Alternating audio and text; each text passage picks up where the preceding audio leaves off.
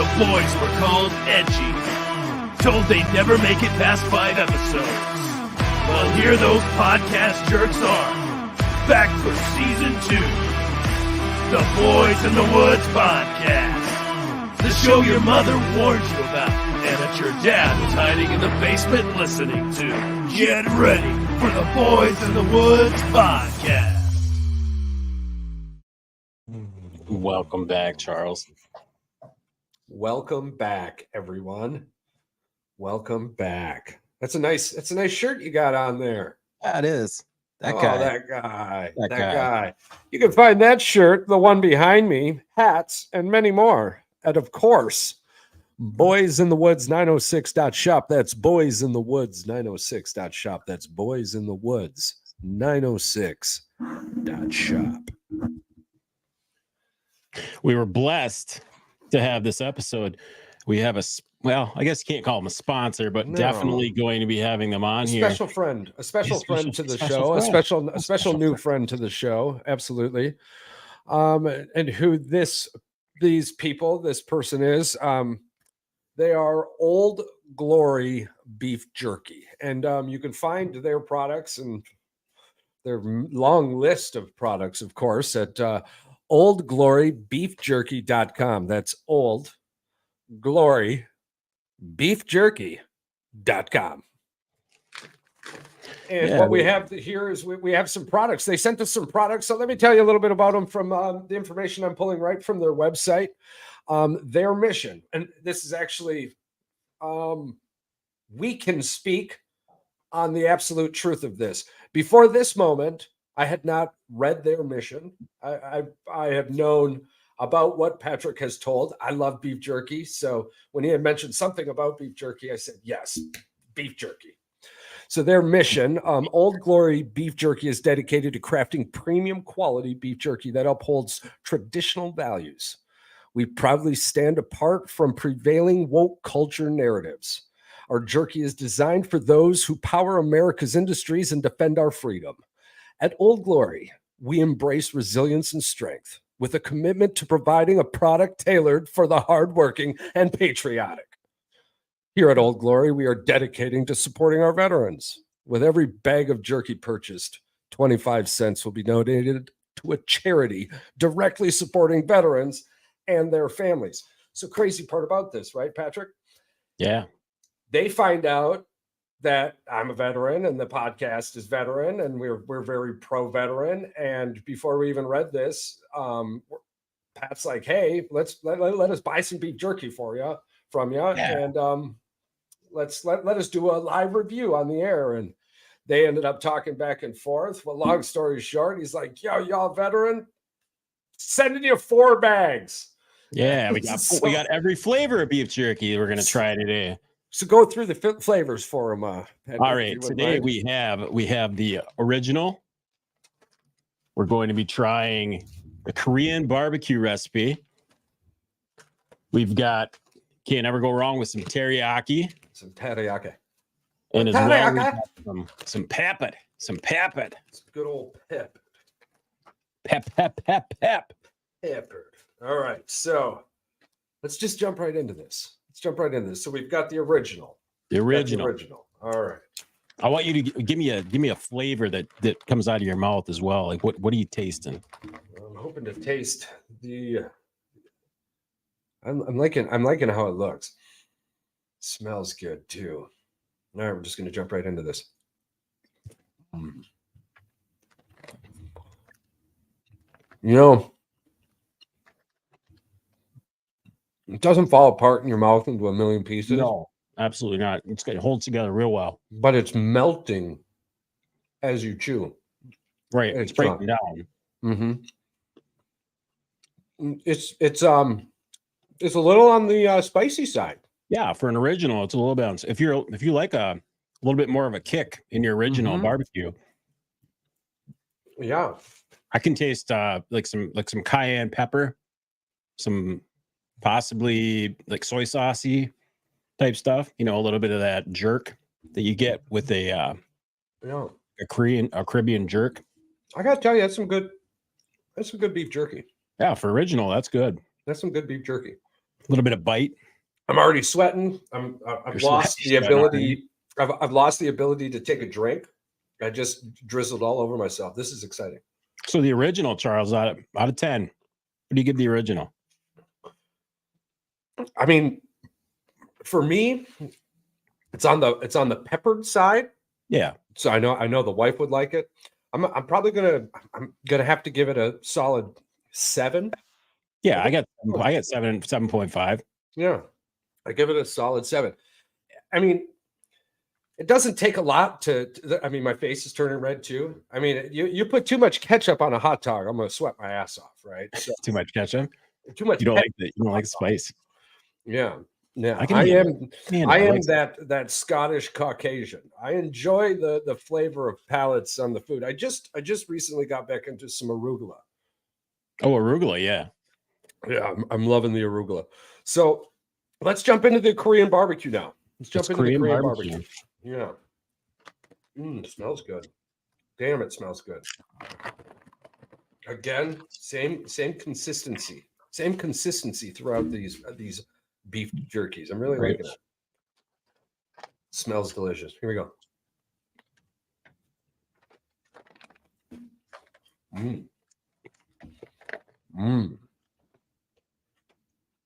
That's good. Yeah. And that flavored really well. This is going really well.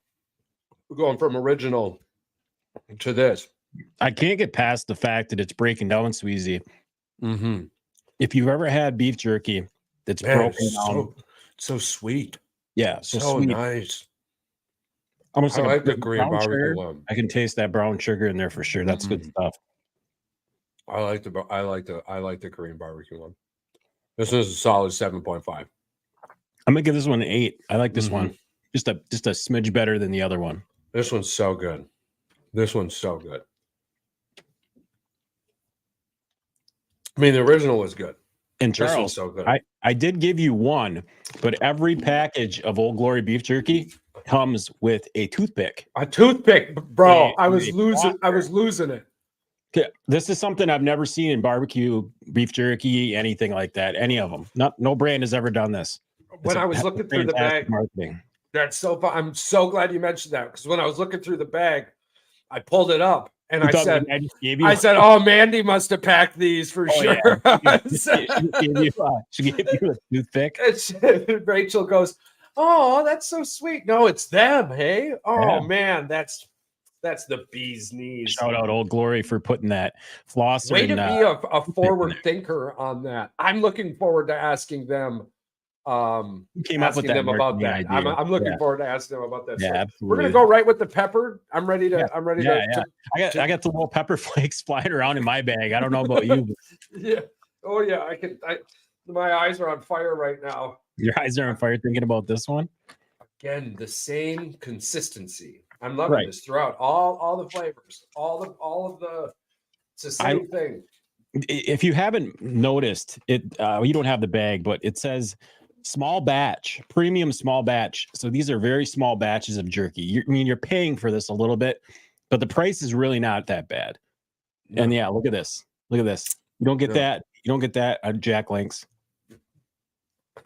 The thing and not to make this whose cojones are bigger, right? But the thing I dislike about the mass-produced items, man, this is good. Yeah. I know it's just peppered, but this is good. It's peppered, but you don't. At first, you get the sweet, and you get that barbecue-y, I don't know if it's barbecue flavored. This has, I mean, it's got some kind of sauce in there. We'll have to ask them what they use. Well, I guess we can't ask them too much. Hopefully it's a secret sauce, yeah. That heat comes on slow with the peppered. It's not like the original. The original is kind of like in your face. This is a slow burn. I can see you. I can see you kind of. Yeah, it's starting to slow burn a little bit. It's starting to creep up a little bit. I enjoyed it though. I like it was good. It stopped me mid-sentence, and I'm not a Hots guy. It's starting to kick in a little bit. Yeah. Yeah. It's left on the tongue. For me, this is like a 7. This is a 7 for me. I keep it. I'm gonna keep it steady. I'm gonna keep it straight. Yeah, I love it being a 7.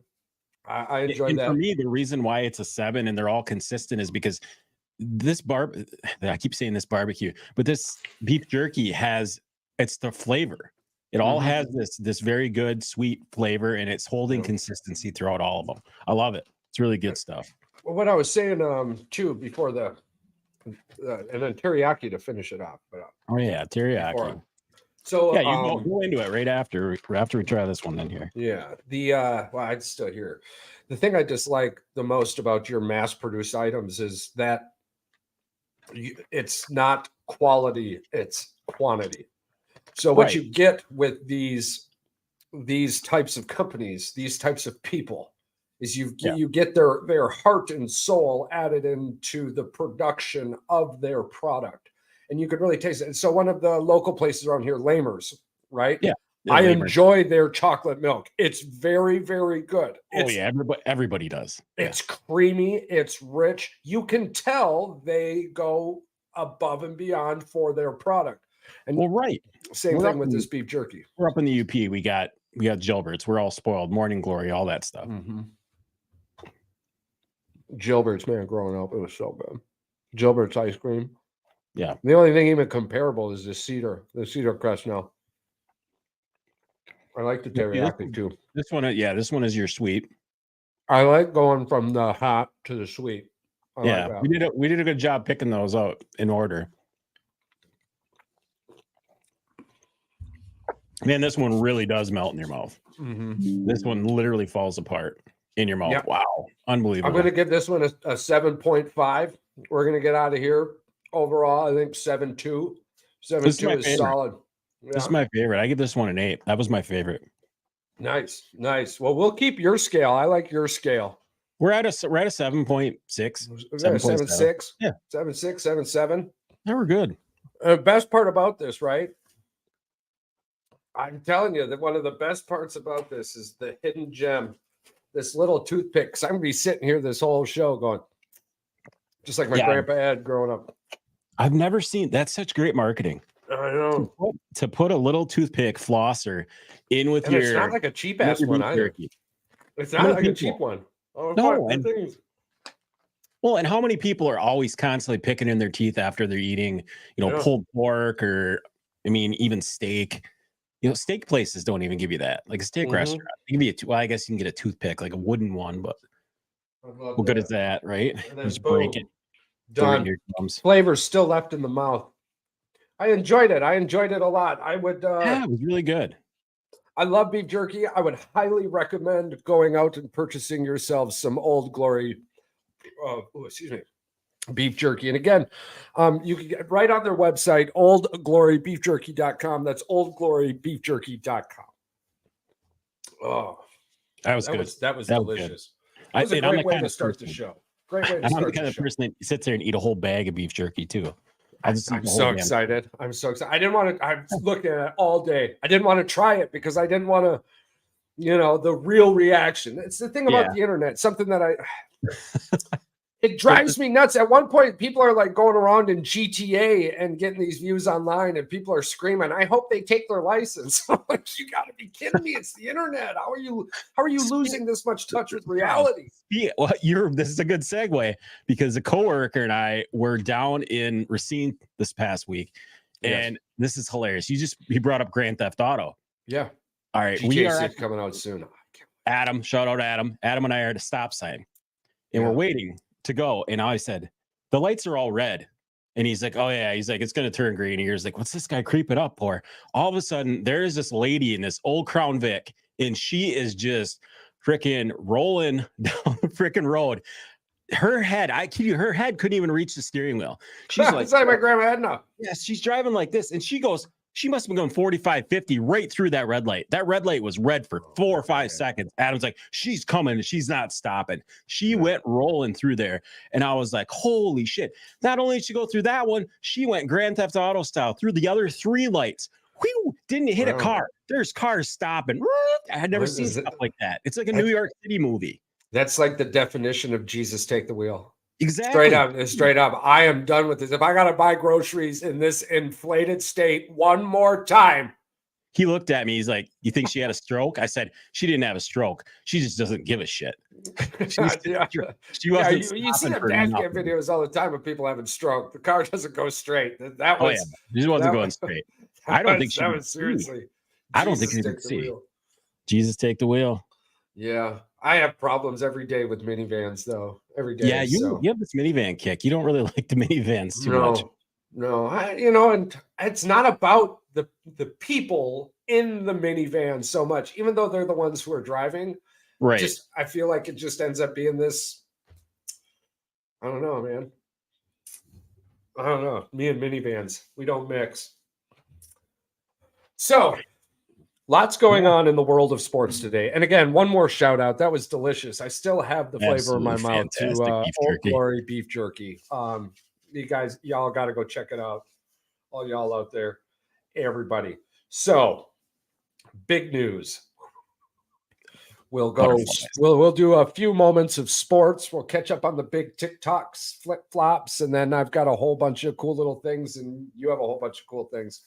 I know on my end, they include one of the first pizzerias in Chicago, a little bit more about Skittles, and fingernail clippers. What? Rabbit hole time. Can't wait. Rabbit hole the fingernail clippers. Rabbit hole the fingernail clippers. Scratch my head right now with this one. So we'll jump right into this. Bill Belichick not getting hired by the Falcons. Okay, what do we think of this? There's two things. Two things I think about this. He either A, wanted way too much control over the team or demanded too much control over the team. Yeah. Or B, the NFL's giving them the middle finger and they're just saying, dude, you and freaking Pete Carroll just need to retire. This is a young man's game. I don't know. Tell me what you're thinking. I don't disagree. I don't disagree with you. For me, I believe it's more the writing on the wall, right? I mean, since Tom Brady's left, he's had a punt returner and a punter be selected to the Pro Bowl. I mean, he's selected people like Mac Jones over multiple others, and you can point that out about a bunch of organizations. But everyone keeps referring to this gentleman as a 6-time Super Bowl winning coach, when in reality, Tom Brady won 6 Super Bowls and then went to Tampa and won a Super Bowl. Oh, right. Yeah, we gotta start talking about that. Like it means something here. They will. I mean, that's definitely going to be in the Hall of Fame speech when they bring it up. Somebody's going to mention that. Is he just chasing wins with Brady? Yeah. Yeah. I mean, is he just there really to chase the wins? Chasing history for sure. Because you got to think, and I mean, and I've heard nothing but great things about Raheem Morris, right? Outside of the fact that he was terrible with the Buccaneers, and then Bruce Arians came in, and maybe that was a Tom Brady thing. Who knows? Yeah, I don't know too much about him, but I can tell you that his record at Tampa Bay wasn't great. And okay, so he's been with the Rams, right? But he was a Rams. Everybody more or less concedes the fact that Matt Stafford is the reason the Rams won the Super Bowl. I mean, we pretty much either him or they gave a lot of credit to McVay. I mean, right. Yeah. So, I mean, if we're being honest, I watch a lot of sports. I listen to a lot of sports. You want to get 100% completely honest with me? I didn't even know he was the defensive coordinator of the Rams. I want you to get 100% honest with me. Yeah. Can you sit there with a straight face and tell me that of those coaches that were available outside of, I guess, Vrabel and Harbaugh, because he was always going to the Chargers no matter what. Wow. Yeah. The moment Michigan fucked up. Surprise. Well, sure. Surprise. Who was the best option? It had to have been Belichick, right? I mean, even with everything I just said, yes. How do you not pick Bill Belichick? No, that's just what I'm getting at. I'm not getting at the point where you're sitting here telling me that, yeah, it's because he's not young. But we know, I agree with you. We know that's what it is. Yeah. I mean, it's the power of McVay supersedes the longevity of Bill Belichick. It's more or less what we're getting at. You and Mike brought this up. You said that teams want a 3 to 5 year plan for their head coach. If you're rebuilding, well, even if you're not rebuilding, even if you're trying to reload, You still need 3-4 years. Yeah. And Belichick, how many years has the guy got? He's 72 years old. Well, he would go to 5, 6 easily. Well, I'm not saying he's not going to live that long. I'm saying coach. Oh gosh, yeah, no, we're not talking about mortality. I'm not going to talk about anybody. Yeah. No, downfall, but I'm talking he would coach to 75, 76. oh, sure. I'm just thinking the ambiance of Bill is that he's chasing Shula's wins over the creativity of a program. Oh, absolutely. I mean, you got to think. Look at what he did with Mac Jones. Are you expecting Mac Jones was, I think, what was he, the number 1 or number 2 pick? Right? Like, he was in or top 3. I mean, we're talking he's a top 5 draft pick. We'll say that. I know that for sure. So he's a top 5 draft pick. You're talking, you expect him to come in and do that again? He already showed you what he would do with 1 top 5. This is just who Bill is without Tom. And that's okay. That's okay. Players make coaches just as much as coaches make players. But for us to sit here and talk like he's some kind of – the NFL front offices always know more than us fans, right? If we're being real. So actually, we're seeing it now. He was the top 20. He was the top 20 pick. 15th, he got drafted. 15th. He was the first, middle of the pack. First rounder. Pretty damn good for so about the same spot JJ McCarthy's projected to go. Yeah, isn't that wild? But do the Chargers have that pick? Who has off the top of your head, who do you believe has the 15th pick? I mean, the Packers are what, 20? Yeah, I think Seattle's 16th. I think he's probably gonna, if he goes, he's probably gonna go to Seattle. But I can see McCarthy ending up in a Jordan Love situation, which all signs are pointing towards a contract extension in the form of a max ability for Jordan Love, making him one of the highest paid quarterbacks in the league.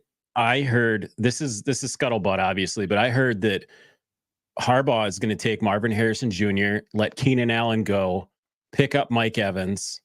And this team is just going to be a star-studded, loaded thing. But they're going to have to work on their defense for sure. I mean, if they can't let Bosa walk, right? You can't just you segued me right into it. Me right into it. All right, here we go. That's fine. I appreciate what was brought to the University of Michigan. I'm very frustrated with the University of Michigan, but as far as everything I'm hearing right now, it's mostly scuttlebutt. So we'll wait to see. Loose lips shall fly. But the bottom line is, the Chargers are the Chargers.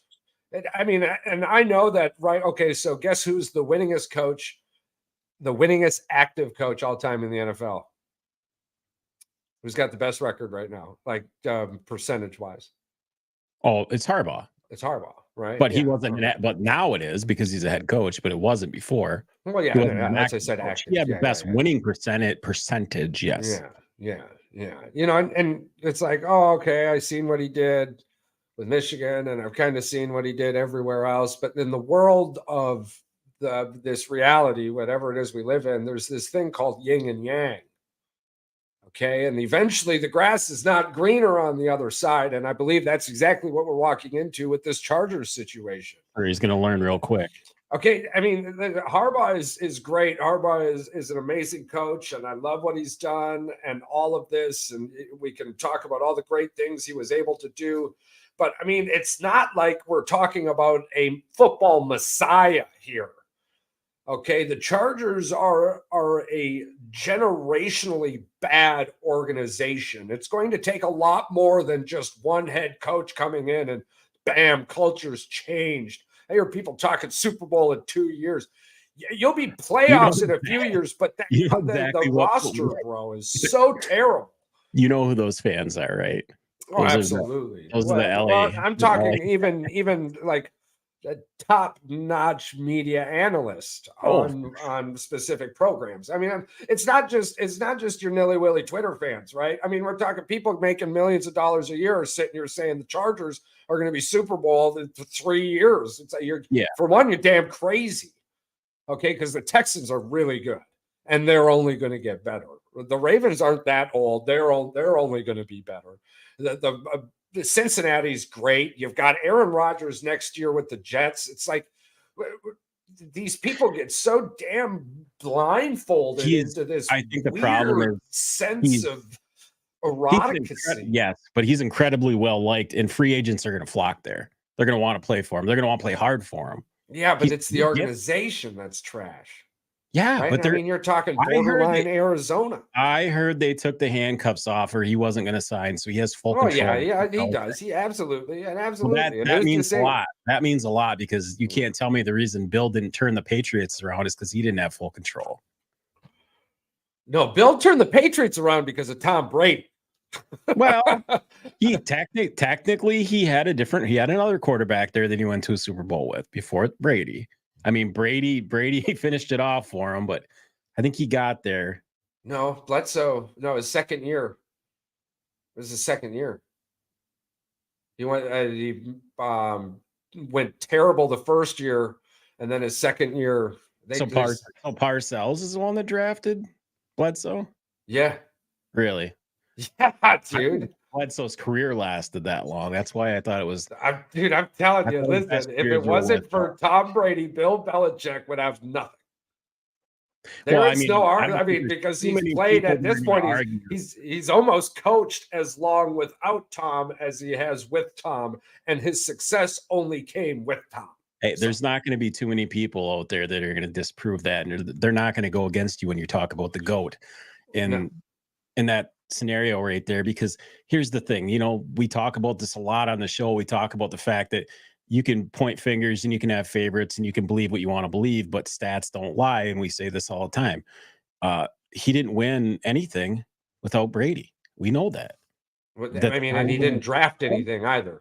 Sure. But I don't know how we got back to Bill. We were talking about the Chargers.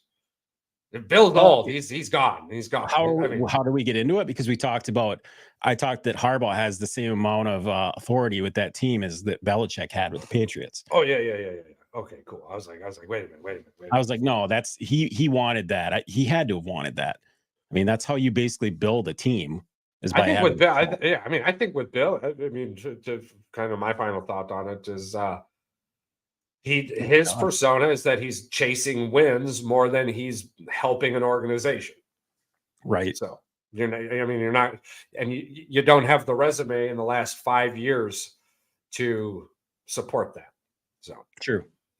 All right, moving on. I guess what else you got in your tab there? Well, no. It was just to finish the thought on Jim Harbaugh and the Chargers there. It's going to be interesting. You think that he is going to turn the organization around? I don't think so. Can't get any worse than 5-12, Charles.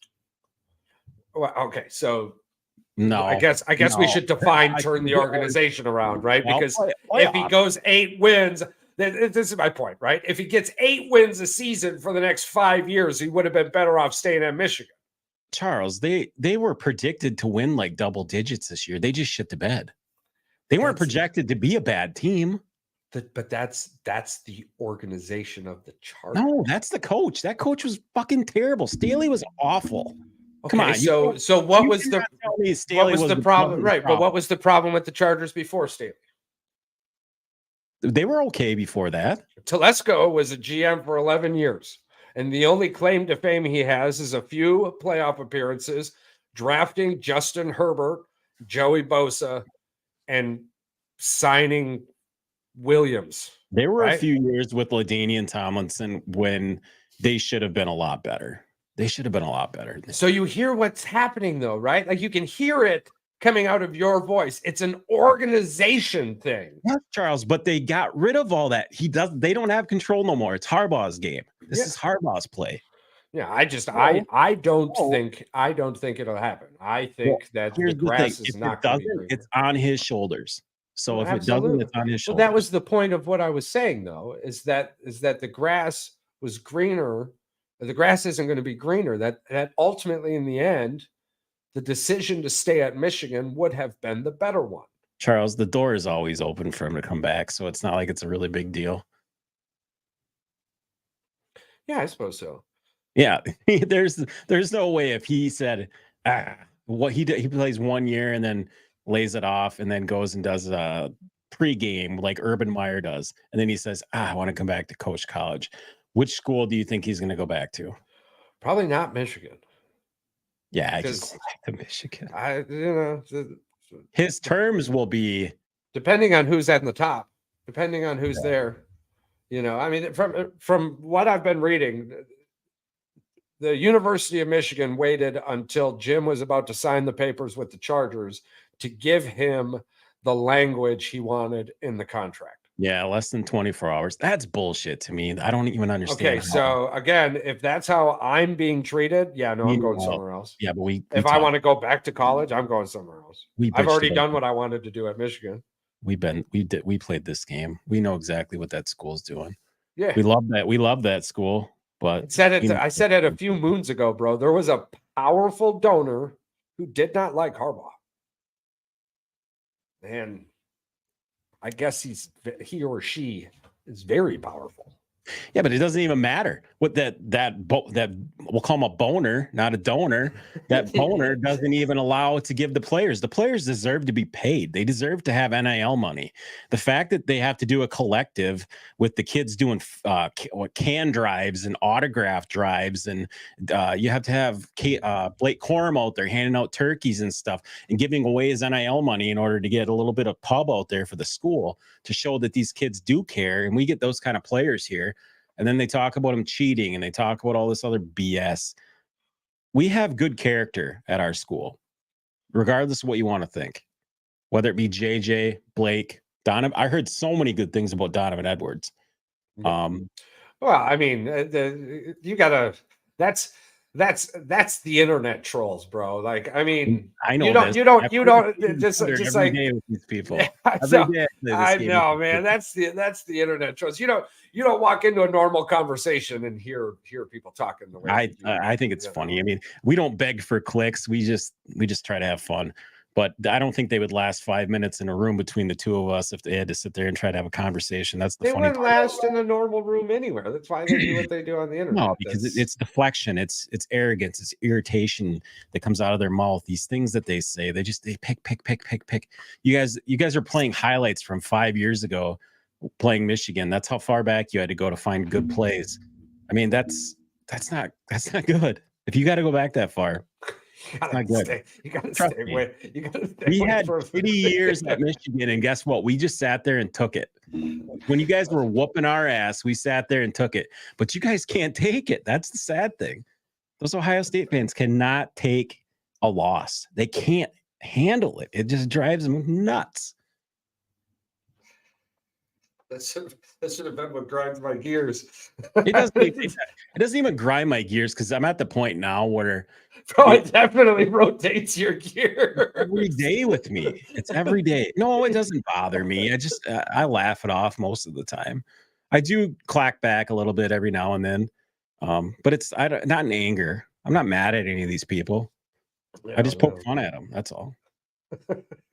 It's not a negative sense. I don't hate any of these people. Like I said, I hate the school. No, I'm talking about, dude, you just went off for like 3 or 4 minutes about fucking random Ohio State trolls. I'm sorry I brought you. I brought you there. That's why I was like, bro, it kind of sounds like you got to just on blast. I put him on blast. I'm sorry, Charles. That was my. I'm sorry I brought you there. I've been trying to get through this coaching carousel that's coming up. I mean, we're 35 minutes and a bunch. Harbaugh for 5 minutes without me bringing up Ohio State. So, yeah, I mean, we're going to talk about Harbaugh a lot. He's with the Chargers now, and if you think he's going to turn the organization around, and I don't, we're definitely going to talk about the Chargers. It's something we're going to keep a close eye on. So here are some of the top defensive coordinators in the NFL who are currently available. Leslie Frazier. He's a 4-3 guy. Yeah, but the thing is, a lot of these guys that are going to get jobs aren't available because they're on teams right now. Right. This is just who's available. None of those guys are any good, so I don't want any of those for the Packers. Steve Wilkes? I don't want any of those. There's only one name I want, Charles, and his name is Vrabel. See, now you're on board. Now that he's not getting. I don't want, and he's not getting a head coaching job, so why not? No, he needs.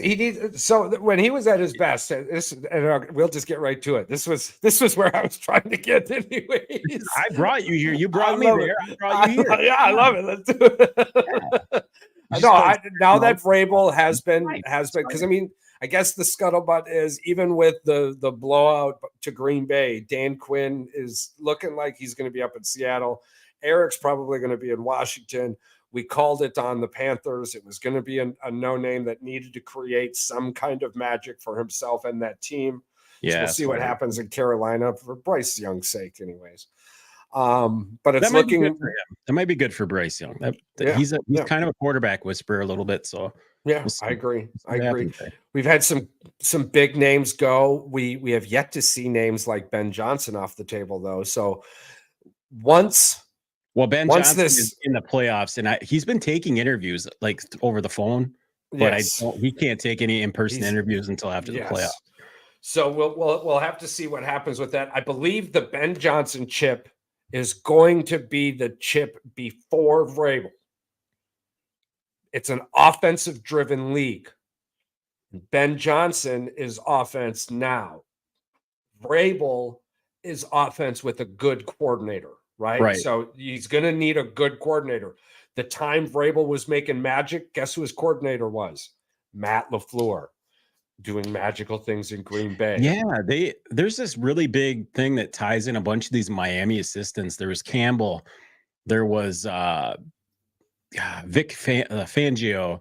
I think Ben, the guy for the Lions that you just talked about. Ben Johnson came from Miami system. A lot of these guys came from Miami system, which crazy. All of them come from the Shanahan system. Yeah, well, yeah. I mean, it all stems from that. Yeah. Yeah, he's the grandfather. It's crazy. It's crazy. I mean, all of these people have basically worked. I mean, the start of the tree all worked for Mike. And then the branching off of that tree stemmed from McDaniels and well, there's a photo, and I think it's from like 2010 or 2012. It's like 10 or 11 years ago. And it's just a photo of like all these guys, and a lot of them are really young, like Mike McDaniel's there. Yeah. All these guys are super young, and it's like these guys are basically like. Isn't it crazy that Mike 40% of the head coaches in the NFL? Yeah, and that's the route you're taking. You know, Vrabel's a really good coach. Vrabel's a really good coach, but he's a really good defensive coach in an offensive league. So, like we were talking a couple of days ago, I think I'm feeling some magic happening. I think it might be in Vrabel's best interest to DC for a few years, just like it was Dan Quinn. I mean, Dan Quinn was a head coach at one point in time. Yeah, well, I think he was for the Saints, wasn't he, or the Falcons? It was the Falcons. Dan Quinn was with sounds like the Falcons to me. I mean, it would be really well. It would be good for him. It would be good for Green Bay. It'd be great for Matt. He'd finally get a defensive oriented, Yeah. Well, here's the problem too. Real nice. We talked about this. This was in our group chat with the boys. Yeah. The Heat Check guys, that Heat Check podcast. Check those guys out. Yeah, that's the problem. A lot of these guys will just get jobs. Like some of these head coaches got jobs. I told you guys, it's like they pick a fucking straw out of a hat and say, "Hey, you get a job. You get a job. You get a job." It's terrible. I mean, these guys have no experience whatsoever. And that's something we had mentioned too. We weren't celebrating the firing of an individual. For one, they're millionaires, they're fine. And two, they're in an industry that is like recycling a jug of plastic. They're not just going to make another jug of plastic and make another jug of plastic. And eventually it disappears. So it'll be interesting to see how it all pans out. Now, on to you have a few things also on your docket. Let's knock them out. I believe the would you rather, and there was something else. Oh yeah, I've got a college would you rather. Yeah. I love this. Let's do this. I'm yelling at myself in the background with Facebook open. Let me open this up and let's see a few things. Old people driving in the city. Yeah, that's so bad, dude. That's so bad.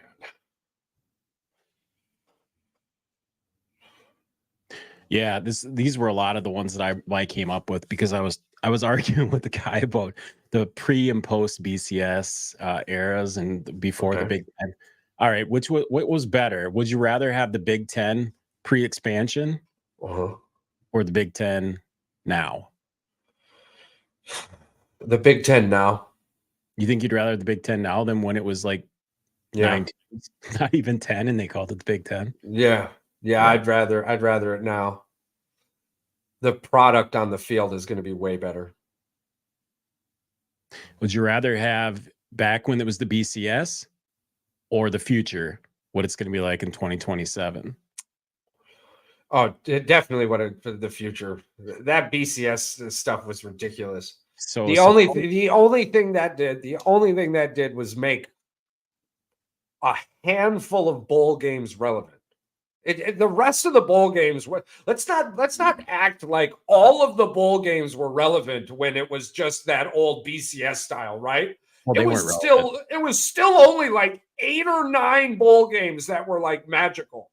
And maybe but we watched 6 them. Really. We watched those games. We cared though. Fans don't care now to watch them. I don't know why they don't care. There's almost no difference. In fact, the playoff now puts more into it. Unless you're one of these 6 and 8 schools or whatever the hell it is that laid eggs all season anyways, my opinion. I think there's going to be less bowl games, but like you said, they're not going to get rid of them. What they're going to do is probably combine some of them so that they can get maybe they'll have some like what about mini playoffs for bowl games? I think it'll ultimately just come down to like an NIT style. That's what I'm saying. System, and then they get 16 teams on each side that play in 16 bowl games, and then those teams play for a chance to go to. I mean, I guess a bowl game. I don't know. My ultimate stance on it is if you're not in the 12, it doesn't matter to me. No, it's not going to matter. I'm not going out of my way to catch the game. There's nothing about that game that is going to stop my every day from occurring so I can watch that football game. I can guarantee you next season that a top 8 team, a team between 8 and 12 is going to knock off a top seed.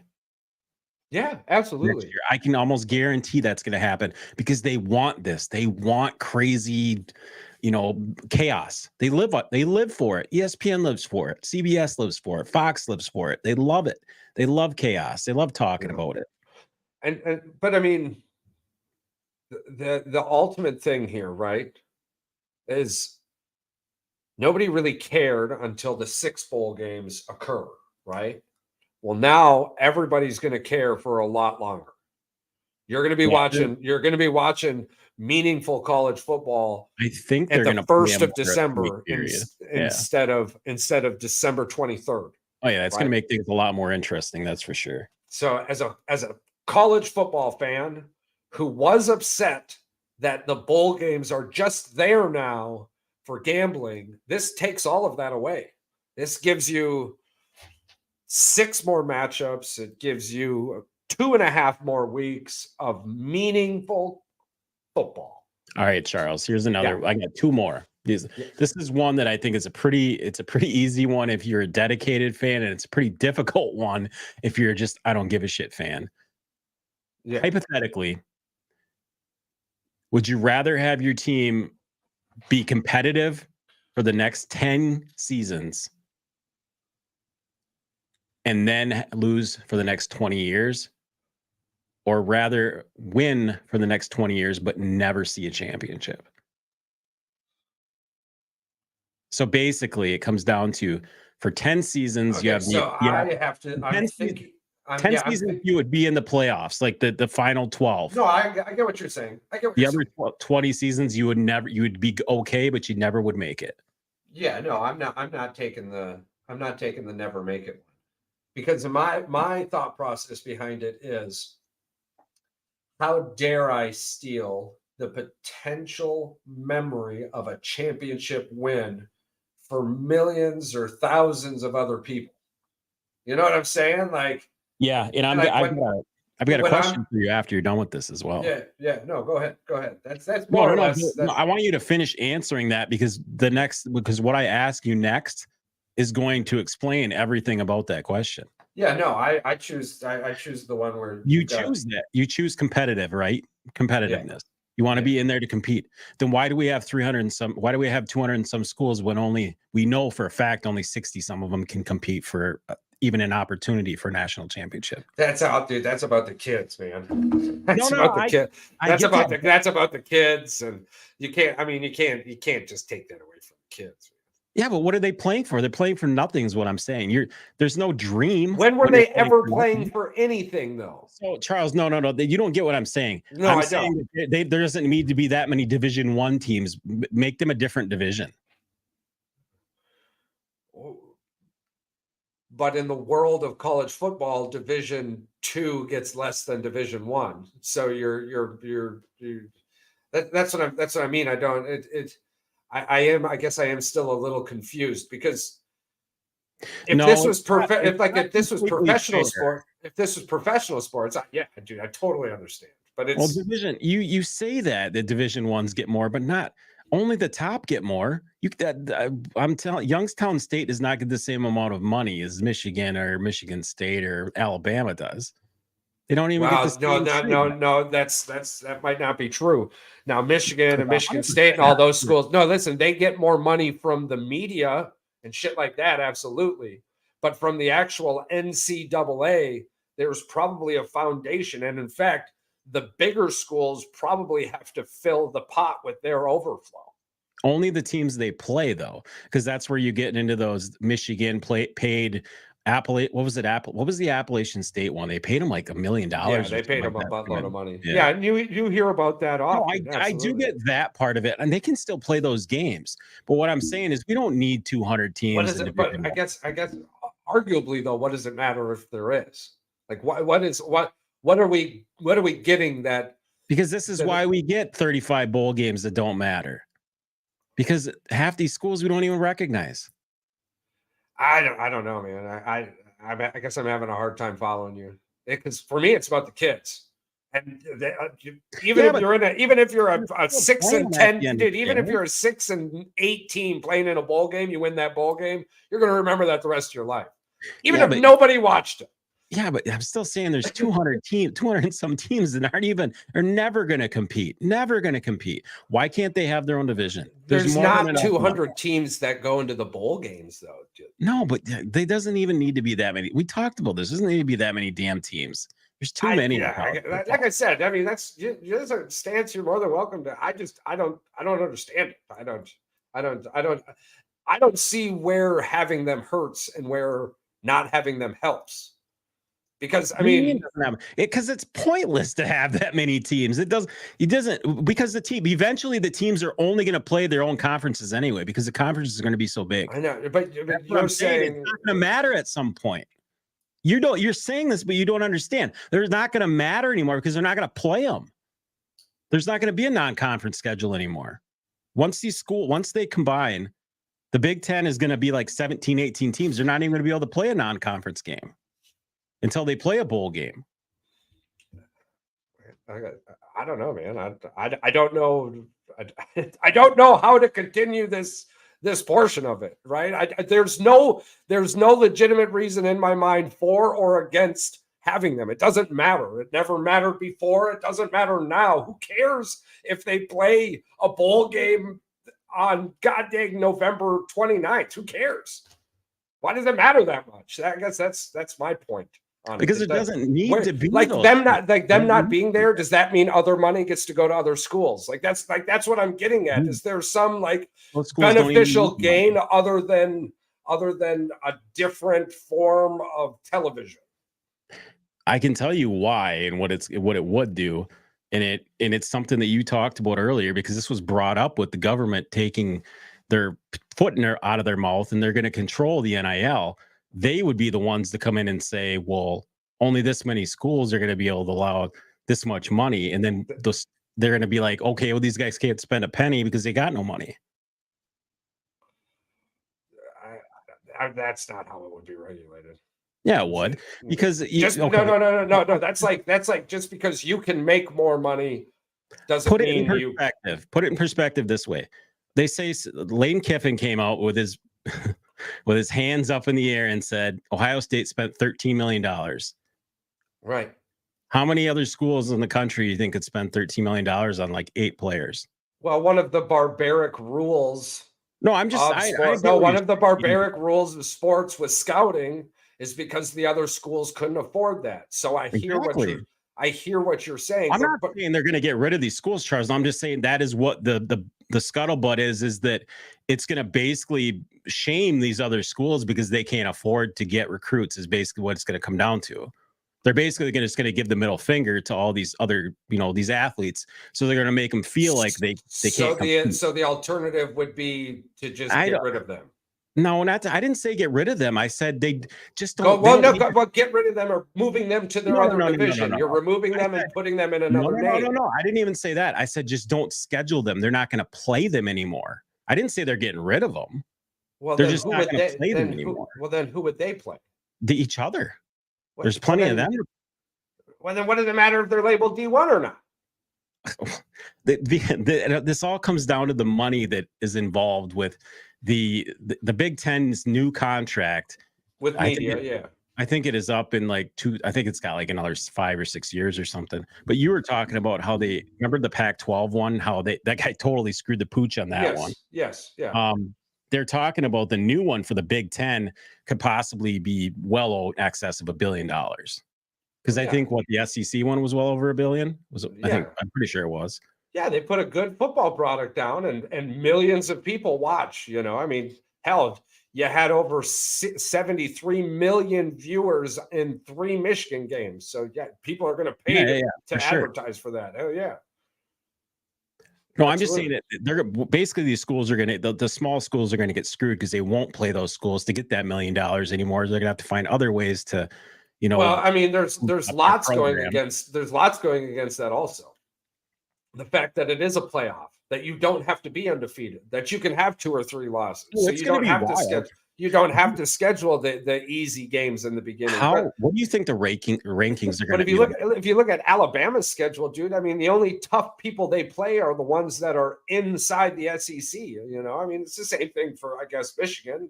The only tough teams they play are the ones inside the Big Ten. You're going to match up come playoff time. That's more or less what it's going to come down to. Yeah, I guess what I was getting at, and that got you all frustrated, was just the fact that they're just not going to play each other anymore. So I said, they just won't schedule them, but they're still going to have to give them a piece of the pie when it comes to the end of the season. When like you said, when bowl games come around, there's got to be profit sharing at some point, as far as all. Yeah, schools. Well, that's what I'm saying. I mean, you make money for making it to a bowl. Dude, there's lots. There's lots involved with that. With all of it. To stop, but the relevancy of the bowl game. Is no greater. Well, I mean, the relevancy of the bowl game is no greater than what it will be next year. The relevancy of the bowl game has never been as great as people have, or a majority of people have attempted to yell about, in my opinion. No, you've brought this up many times. It's a gambling fad.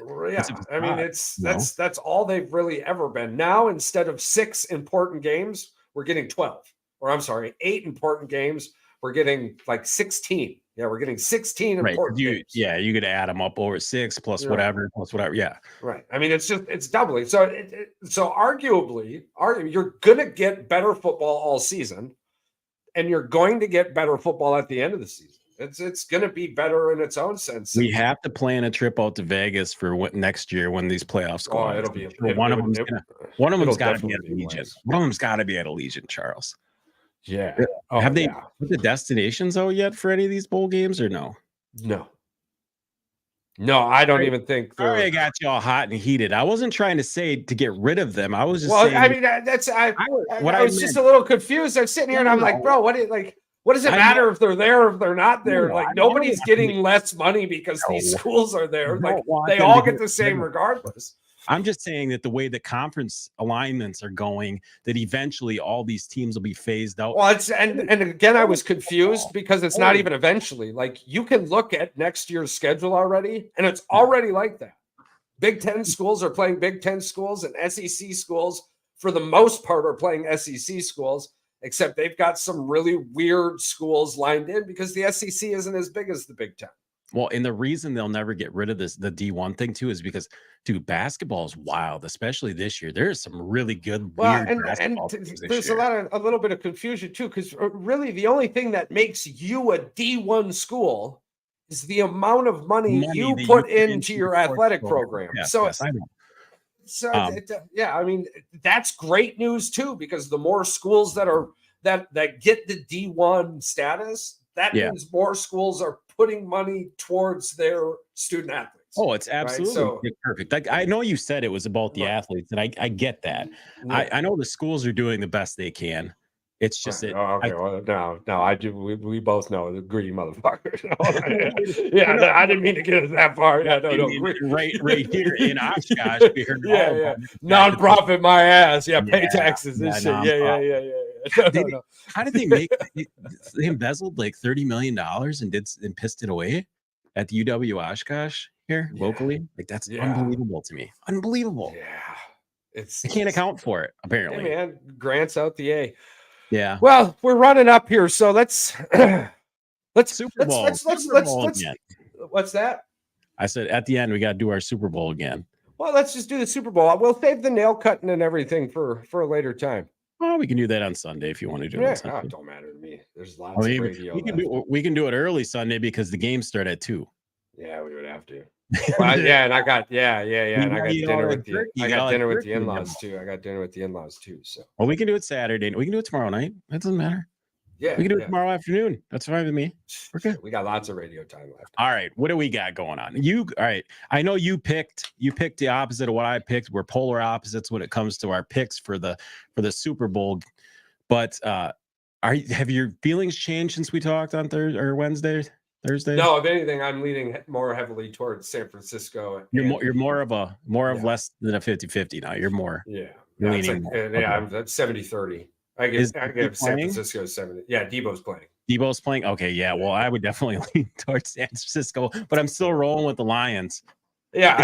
And I mean, that's a good choice, man. It's a good choice. San Francisco at home, 6-3. Lions on the road, 6-3. You know, I mean, it's I really like choice. that Stans versus Swifties meme. That freaking thing is great. Yeah, it's just, yeah. And then on the opposite side of this too, I mean, it's absolutely nothing against the Ravens. I love the Ravens. I had them hot. Come on, pull it. Pull that card. But the thing is that pull that card. You know, I mean, damn, dude, he's been 6 straight AFC Championship games. Kansas City, you just got to bet on what you know in this scenario. You want a different story. You would love for Lamar to get there. You really would. But I did not see the hype from the first game. And like I said on the Heat Check podcast, the fact that the second half adjustments for Lamar Jackson was to stop throwing the ball past 8 yards down the field. Yeah. That's because they were playing a Texas team that shouldn't have been there. This is Kansas City. This is a different ball game. They know how to play. They know where to play, and they have been tested in these playoffs. Baltimore has not been tested yet. San Francisco survived. Yeah, I've got pressure. I have the ability to not think with my heart and think with my head on this game because I don't have no skin in the game either way with the Lions or with the 49ers or Baltimore or Kansas City. I do believe though that Baltimore's defense is much better than anything Kansas City's faced this year. Yes. Even better than San Francisco's defense. I agree. Who's the best win for Kansas City this season? Who's the best team they played that they beat? I don't have a regular season pick for you in that regards because I'm just right now. The regular season Kansas City Chiefs would have lost to the Buffalo Bills, right? And so this is playoff. This is playoff Kansas City, in my opinion. This is playoff Kansas City. But I guess their biggest win. I'm just trying to think off the top of my head. That's what I'm saying. I mean, if we're basing it off of the regular season, I guess is it the Bengals? They were probably broken. Joe Burrow was probably out. I'm just saying, you're not gonna find that fish you're looking for in the regular season with Kansas City. I'm just saying, it's just it is what it is. Yeah, and I think Lamar can move his feet. I mean, get some pressure. I think they're okay. I actually think they're going to win pretty easily at home. They're bringing out the big dogs. They're bringing out Michael Phelps is going to be there. Freaking all these ex-Ravens. Terrell Suggs. I mean, you got all these guys coming for this game. I mean, surprised they don't whip out Flacco for this game. Come on, bring Flacco back for God's sakes. Bring them all back. How many drops has Kansas City had in the playoffs? Not a lot.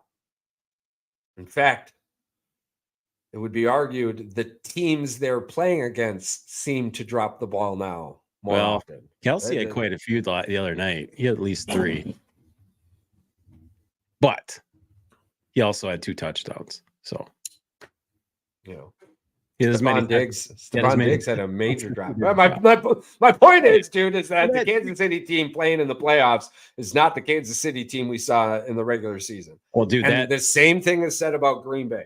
Do you think Green Bay in the regular season would have went to San Francisco and won the game for 59 minutes? They would have lost by 20 points. They would have lost by 40 fucking points. I mean, we're talking playoffs, man. This is a different animal. And the Baltimore Ravens in the playoffs, outside of one magical year with a defense nobody is comparing this defense to. This defense is good, but nobody's comparing it to that Ray Lewis defense, which Joe Flacco ended up being the Super Bowl MVP anyway. I don't think there's really there's no superstars on that defense.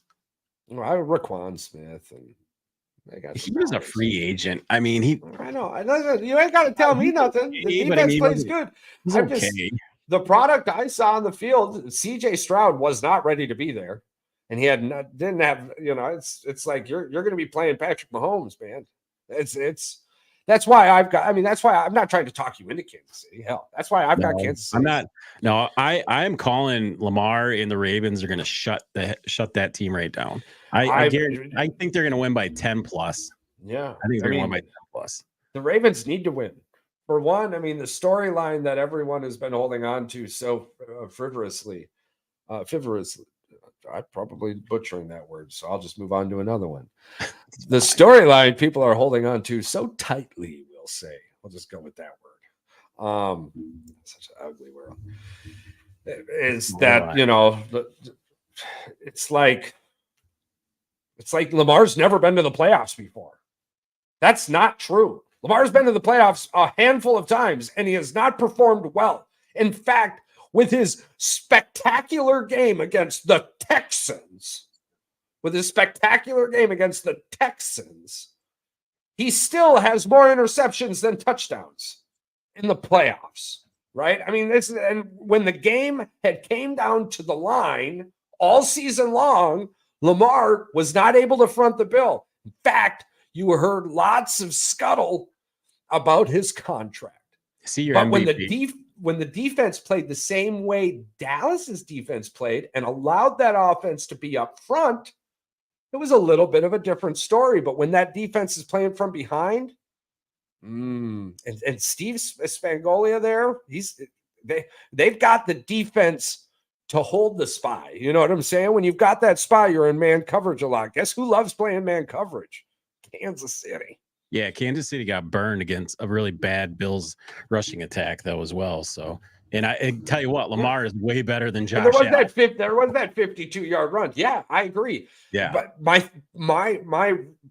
thing is that like Josh Allen, I think Lamar Jackson is a better overall package than Josh Allen. But in the playoffs, Josh Allen is a better quarterback than Lamar Jackson so far.